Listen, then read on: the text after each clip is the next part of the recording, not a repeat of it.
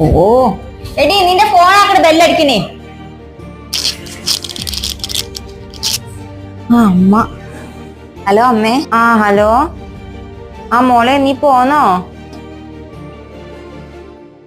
ഇല്ല അമ്മേ, ഇവിടുത്തെ അമ്മേടെ സ്വഭാവം അമ്മയ്ക്ക് അറിയണതല്ലേ. ഇന്ന് മൊത്തം കടന്നെടുത്തിയ മുഖം പോയിട്ട് നിൽക്കാണ്.